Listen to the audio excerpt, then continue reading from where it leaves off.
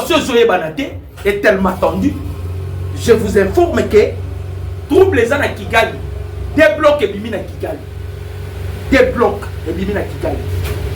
Bloc il y a Liboso et ça plaît bloc il y a Moisi ya Kagame. Ba Burundi. Bloc il y a Mibale et ça bloc il y a ba Ougandais. Bloc il y a Liboso et ça Moisi ya Kagame et certains officiers. Bloc il y a Mibale. Moisi ya Kagame là certains officiers avec son fils aîné Yvonne Kagame. Yvonne Kagame.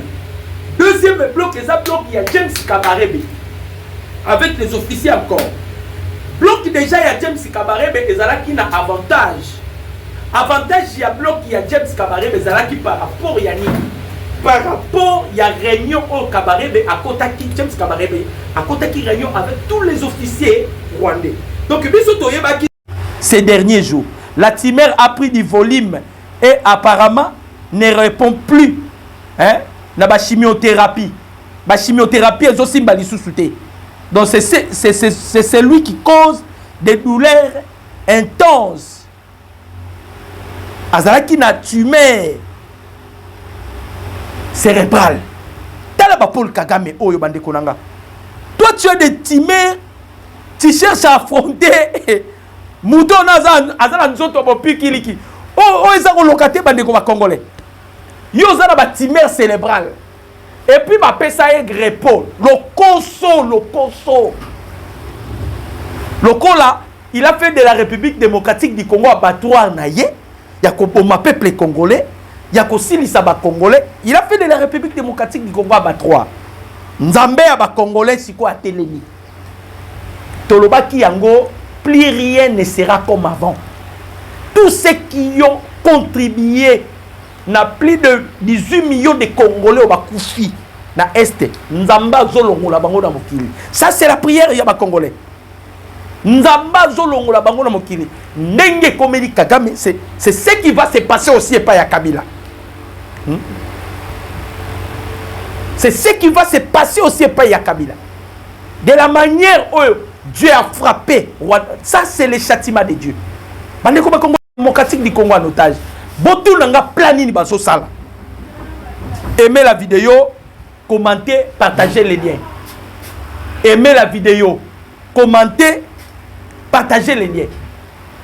Babengi si ba fidèle na ba église catholique, gouvernement congolais bo activer pour empêcher hémorragie oyo basango bana kata ko préparer. Babengi ba fidèle, ba kaboeli ba fidèle ya église catholique ba papier. Ah, bah ça vous amité mama B. Les églises catholiques vous amité mama B. Donc, nous avons l'église catholique vous dit ça biso boy. Ba okabole la ba fidèle, l'église catholique ba papier. Ba papier on a ba okabole ba ngopona nini? Ba na kati ya ko récolter ba signature. Boyo ka carte ya suko ba sango ba ngi ba sala.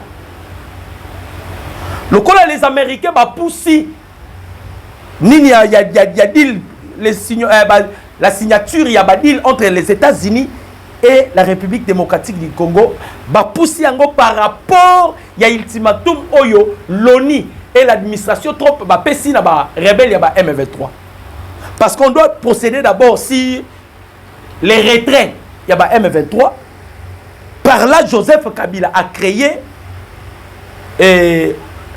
sécurité à gardiennage, nous allons aussi arriver. Mais tozolo belasiko makambu basango baso sala. Le colon les Américains va pousser deal au photo signé na bango. Oh baso benga yango deal moko za historique. La signature historique qui va permettre que le Congo se retrouve de son indépendance ainsi que les États-Unis bazala pe ba bénéficiaire. Basango babandiko récolter ba signature. Ndenge bazo récolter ba signature, leur objectif est ça nini? Bazo kangisa ba signature. Soke komi 100 000. Ba komemango aux États-Unis, carte bazo sala. Pour faire voir aux Américains que le peuple congolais ne sont pas d'accord que les États-Unis signent des accords deal aux historiques entre la République démocratique du Congo et les États-Unis. Pour que Bango va créer les sous-rébellion bazonge la guerre parce que ce qui guerre esili makile kotangate bato wana bozomona basango bazali sous na puissance te po bango babika kanena makila ba congolais ndio omona ka bango babika kana makila ba congolais bazana kati ya ko récolter ba signature bande ko ba congolais bo partager loko parce que mama wana akoyi koko sangate bakaboli ba papier bazo récolter ba signature bolandaka abedo na sechole asala point de presse à lobby tozo senga ba américain bakoyi kozwa ba minire na biso par force té tozo senga bango ba peuple congolais baza d'accord te na bakoro ba signé lokola eza na subasmate ils avaient délégué toute une délégation les délégations oyo ekendaki aux États-Unis là-bas or que Donald Trump vu ba génio soyebi ba magui Donald Trump avait instruit administration naïe même le département américain que aucun Américain a contact avec les individus. Les États-Unis désormais doivent coopérer, négocier et partager avec des institutions. Donc, ils ont sous makambo individualité. Ndenge ba koro Joseph Kabila sala entre les individus et les individus, les États-Unis baningi bongote. Les États-Unis travaillent avec les institutions. Ce que bango babandi ko créer loko yo bazo récolter ba signature. Bazo récolter ba signature. Pour babi misela biso et loko suka o bazo préparer. Parce que les espoirs, pardon, l'espoir qu'ils avaient premièrement espoir bazala ki nango ya Paul Kagame. Babi déjà que non kuna makambusie baby. Makambusie baby. Babi déjà que kuna pas ya Kagame makambusie baby. Loko le pas ya Kagame makambusie baby, ba lamuki siko babandi ko sala ba deko, ce que je vous dis est vrai. Je vois comme si les journalistes belges après avoir publié sur la mort de Paul Kagame, peut-être bagela qui est. Parce que jusque là, na koti na ba page ya journaliste wana a okomate, a olobate, mais il était le premier à publier, c'était vers 20h. Né a publié qui sur la mort de Paul Kagame. C'est comme si ba na kati ya ko bomba quelque chose. Ba mindele ba yebi loko li ba préparer. Na ba source mususu bazo ko affirmer qu'il a été injecté. Mais injecté qui est poison. La preuve na minitoyo Rwanda est dirigé par le premier ministre. Bien que l'armée déjà est divisée. Makambu nyonso ya mabe Paul Kagame bande koluka eya na Congo. Ezongi na Rwanda na ndenge moko mabe. Tout ce que Paul Kagame pensait au Congo. Vous ne voyez pas que na minito tokola la peto la muki neti moi ça Kagame azo traité que James Kabarebe c'est lui qui a fait les coups. Pourquoi Kabarebe a sous sanction?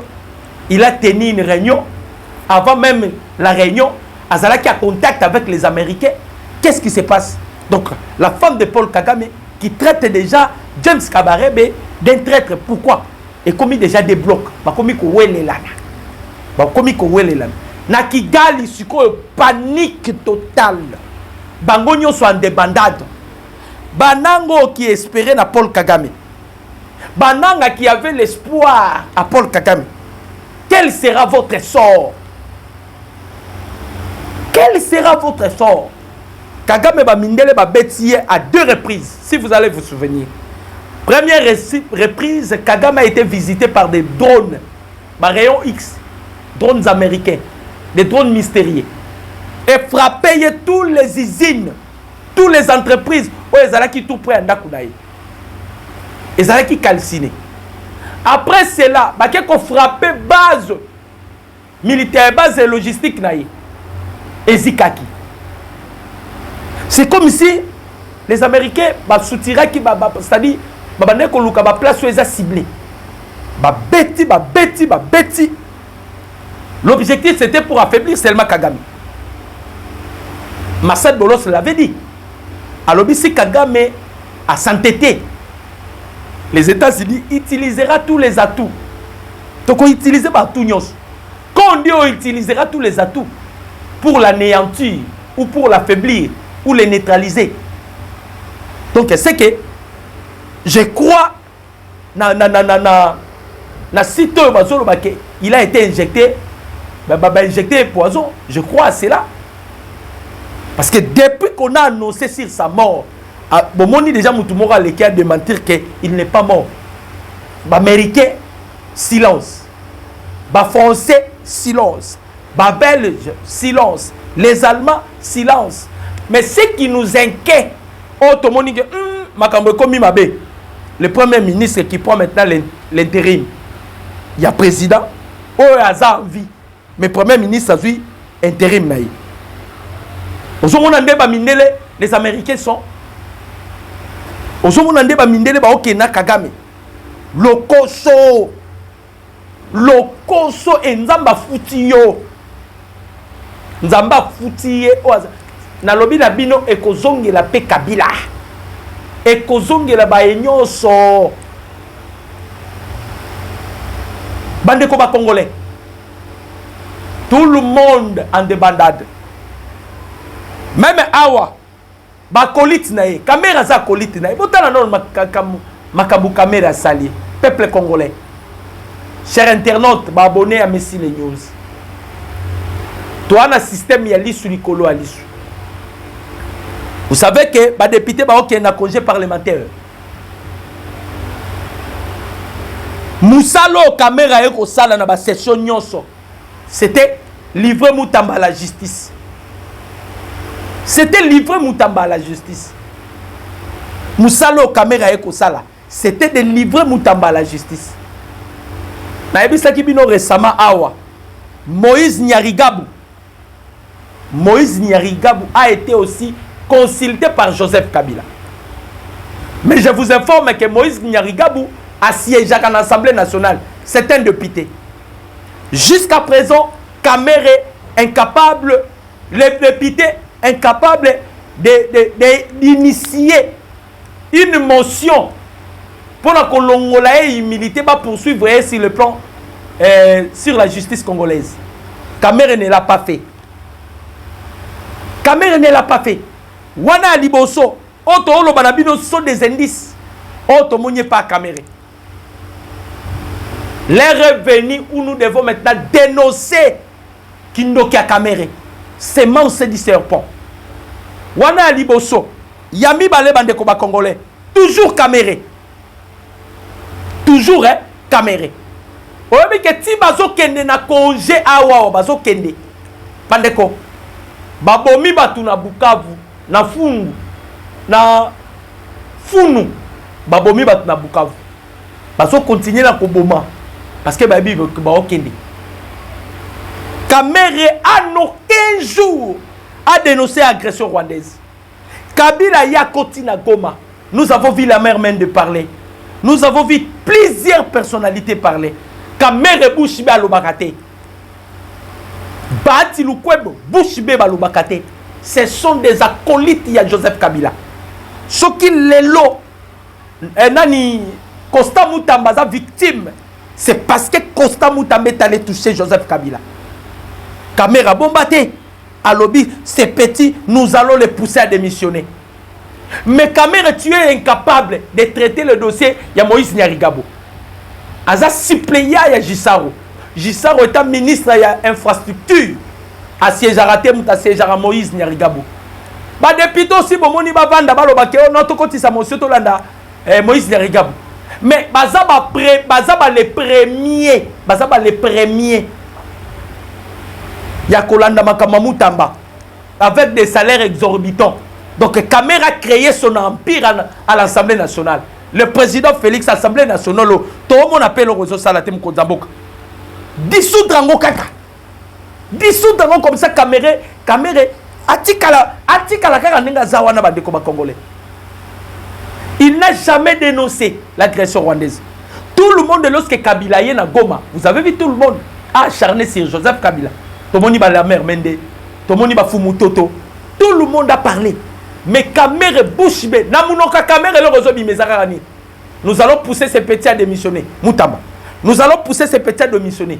Nous allons pousser ces petits. Donc, Yo Moussalo Yaki Koussala à l'Assemblée nationale, c'est chercher à renverser Moutamba.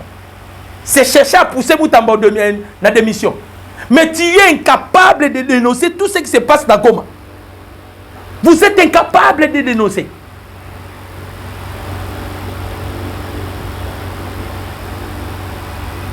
Maître Nabino Akoït. Kagame. Akoï. Ça serait maintenant votre tour. Le président Félix a Nabino malem. Tu as dit Kagame. On a pression au Tigalana au Kozwate. Pression. Et la moussi timel. Yewana. Comment bomba. Soit pas koufié. D'ailleurs, Kokoufa Kagame. Même les anges au ciel, bah, on s'est là.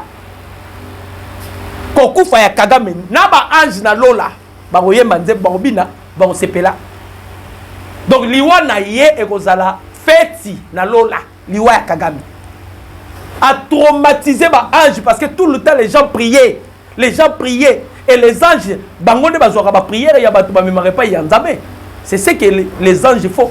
Mais imaginez Madi a prière à ba Congolais ba prière pour la liwa ya Kagame. Donc les anges, bazala qui au four et moulin, basu prier, baki na repanzambe, basu prier. Maintenant ba ange ba roula ba monique Kagame a poufi. Les anges ba cette fois-ci to coupé maintenant. To coupé parce que prière à Kabila pe koya. Mais les anges ba ozane se ko coupé ma. Qui pouvait parler?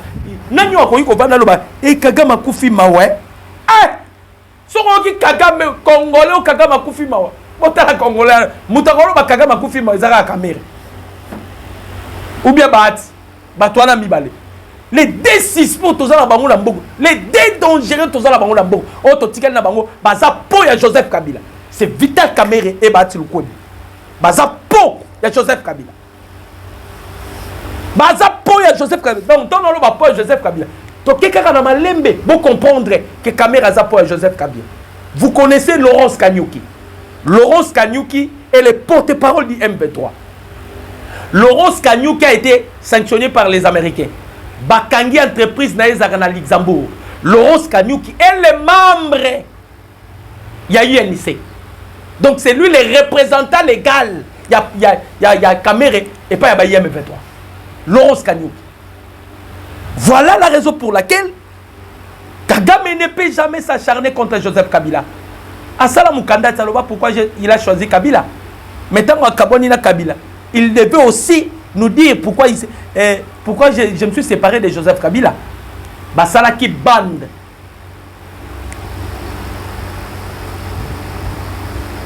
Basalaki bande. Ce sont des M23 que nous avons dans notre capitale. Les M23 autour de la capitale. Basalaki bande, mais Dieu les a confondus parce que Toke Nabango, Malembe. Ozomona mutu na mutazo kweya na makamuna ye mutu na mutazo kweya lelo Kabila comme ça la gardinage entreprise à gardinage Kabila Kabila comme na sukaye entreprise ya gardinage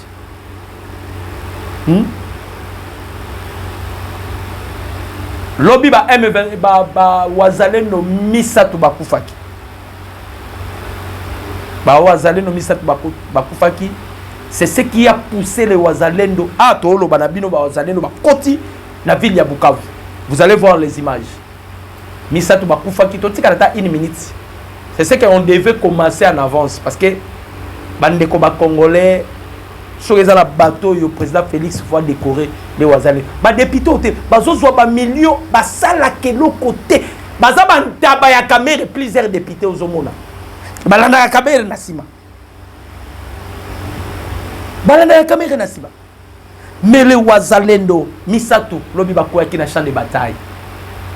Yango poussa ki ba Wazalendo ba pénétrer Bigari na kati ya Bukavu, baza na kati ya Bukavu Bigari. Toti kalata 1 minute, pas plus 1 minute.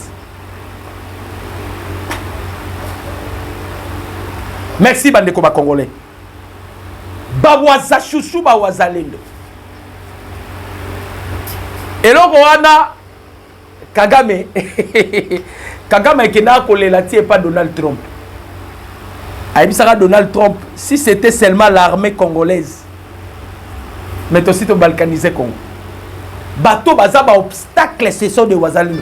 Ils avaient allé plus loin, il y a qu'à saisir même les Nations Unies. Babi Misaba Wazalendo, ba force négative. Mais le président Félix était tellement déterminé à boya bilokola. Boutala président Félix tala. Bande ko ba Congolais. Bitumbo to uti ko bunda oyo ezaki bitumba mo facilitaire. le président Félix Azalaki na rôle la monnaie na joué na bitumba oyo, c'était que les carte na carte. Donc le chef de l'État avait bouleversé ma calcul. Lorsque le Conseil de sécurité des Nations Unies zolingé kota banda pour ba combien de na langage ya kolobaketi c'est que tu dois récupérer ba troupe na yo boye boye. Président Félix a saisir assemblée awa. Ta Loué Betami, on considère des Ouazalendo comme des réservistes. Parce qu'aux États-Unis, bazana 1,5 million de soldats actifs. Bazana 444 000 réservistes. Na Russie, bazana 255 000 réservistes. Donc, c'est une loi qui a été votée dans l'Assemblée pour protéger Kakaba Ouazalendo. Parce que Kagame, pendant que Luka Kokota contact ba corrompre ba Ouazalendo. Les seuls Ouazalendo qui corrompus, ils ont autouti kokanga. Vous savez qu'il a cité même le nom de Kamel. Ouazalendo autouti kokanga oyo.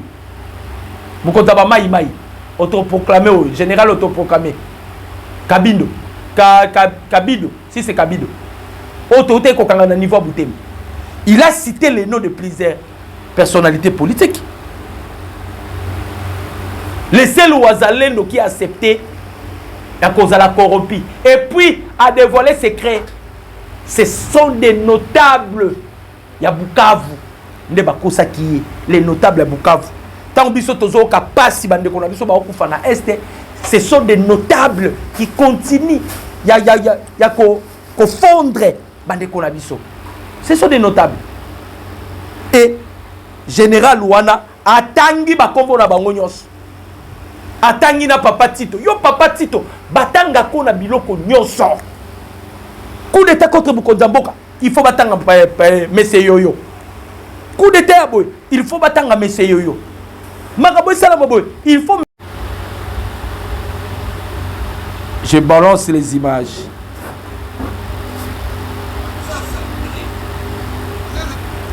Papa. Ah, ils ont Bukavu.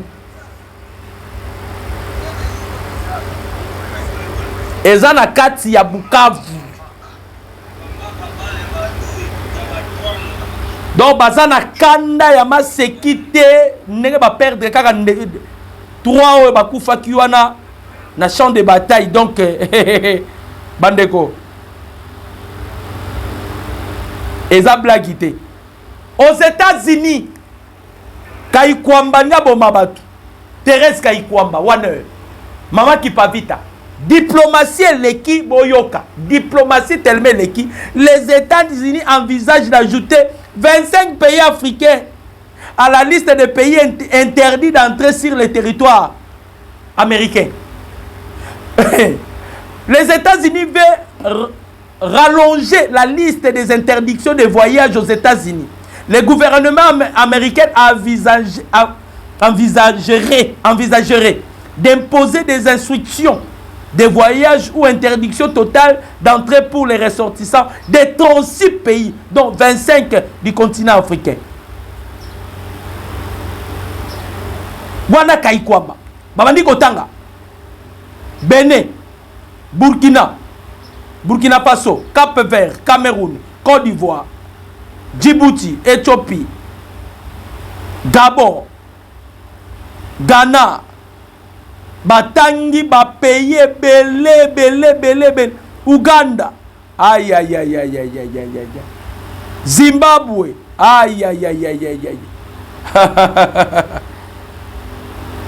Pression na pression. Pression na pression. Les États-Unis d'Amérique qui changent les règles du jeu. L'accord de paix entre la République démocratique du Congo et le Rwanda ne sera plus signé par le président, mais directement par le ministre des Affaires étrangères de 2 pays, sous les regards du secrétaire d'État américain Marco Rubio. Va bloquer l'issue Kagame. Soka Kosada qui soit disant ba maladie na ye, ba américain ba lobi ah to changer l'issue système. Et ça l'issue que les 2 présidents vont se tenir devant Donald Trump. Mais ce sont les ministres des Affaires étrangères qui vont signer maintenant l'accord, il y a principe de paix. Donc tout cela c'est pour bloquer Kagame Lisusu. Comme si Kagame part en enfer, il part en enfer.